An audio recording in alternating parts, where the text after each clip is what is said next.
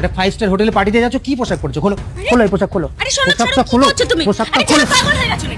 তুমি কি পরে যাচ্ছ? বন্ধুর থেকে ধার করা ডেনিম শার্ট। এই 500 টাকাটা ধরো। আমার চাহিদা সেদিনই পূরণ হয়ে গেছে।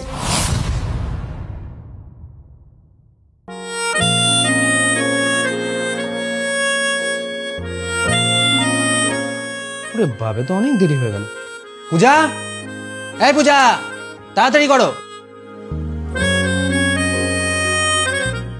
চলো, আমি রেডি হয়ে গেছি।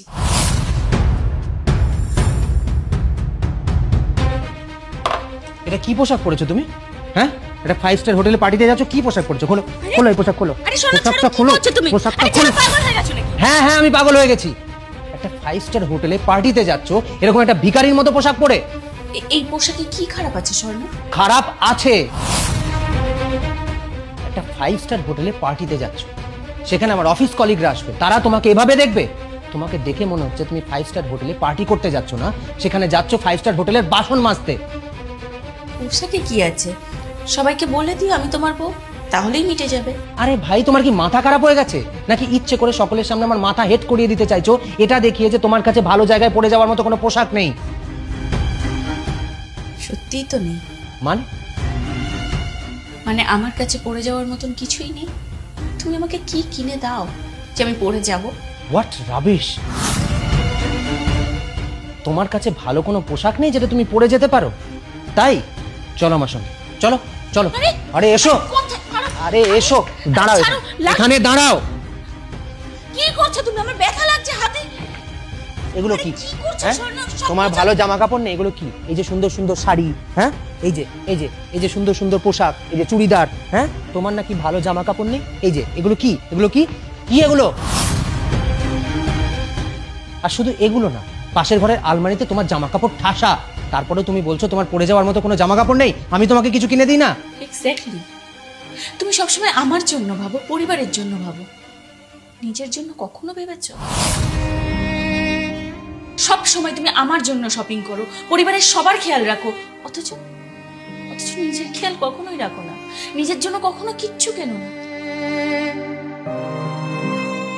আমাকে বলছো আমি নাকি কাজের মেয়ের মতন যাচ্ছি, তুমি কি পরে যাচ্ছ? বন্ধুর থেকে ধার করা ডেনিম শার্ট। তাতে হয়েছেটা কি? হয়েছেটা কি?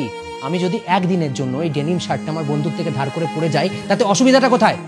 বিষয়টা একদিনের নয় শোনো, এটা দিন দিন বেড়েই যাচ্ছে।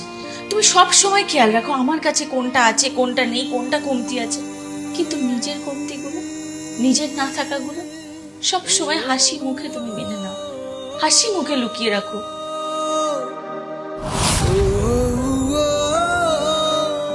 পূজা, আমি বেরোলাম।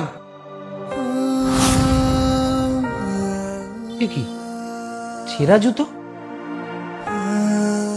পূজা, এই পূজা। আরে ডাকছো কেন? বললাম তো আজকে খাবার রেডি করতে পারিনি, বাইরে থেকে খেয়ে নিও। আরে সে না হয় আমি উপোস করে থেকে যাবো, সেটা বড় কথা না, কিন্তু তুমি এখানে ছেঁড়া জুতোটা রেখেছো কেন? তোমার জুতো ছেড়ে গেছে সেটা তুমি আমাকে বলবে না? ও এমন কিছু না, চলছে তো। চলছে মানে? চলছে মানে এটা কি? তুমি একটা কাজ করো, এই 500 টাকাটা ধরো। স্বর্ণ, এখন মাসের শেষ, তুমি কেন এতগুলো টাকা এখন আমায় দিচ্ছ? তুমি এই টাকাটা রাখো। আজকে আমি রান্না করিনি, তোমার বাইরে খাবার খরচ আছে, যাতায়াত ভাড়া আছে, তুমি এই টাকাটা রাখো, এই টাকাটা দিয়ে তোমার সমস্ত খরচা হয়ে যাবে। আরে অফিস এখান থেকে বেশি দূর নয়, আমি পায়ে হেঁটেই চলে যাবো। আর তাছাড়া আজকে বৃহস্পতিবার, উপোস করে নেবো। উপোস করলে হয়তো তোমার এই পরিবারের কিছুটা মঙ্গল হবে। আমি বেরোলাম, কেমন? আর হ্যাঁ, দুপুরবেলা তুমি বেরিয়ে কিন্তু অবশ্যই জুতোটা কিনে নেবে, আর এই ছেঁড়া জুতোটা ফেলে দেবে। এলাম।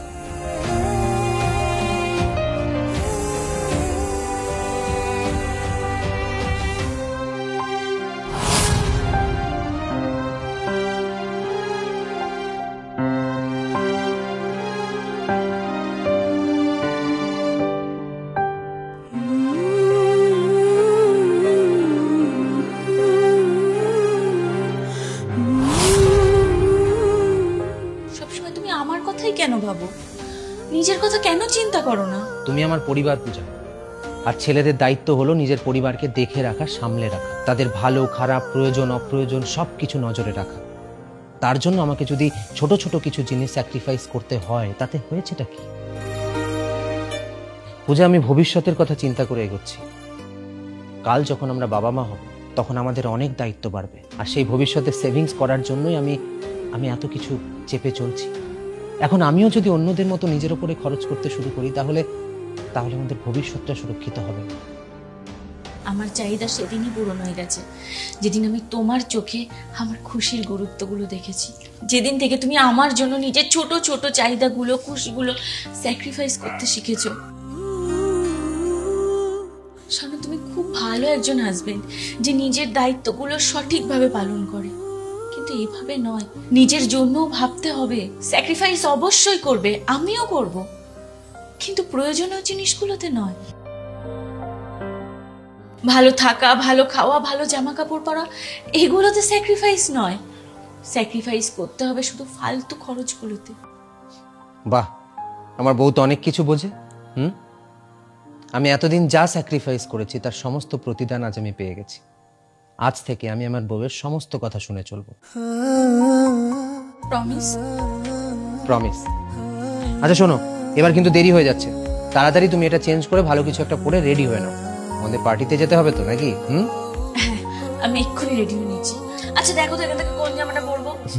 তুমি একটা কাজ করো, তুমি শাড়ি পরো।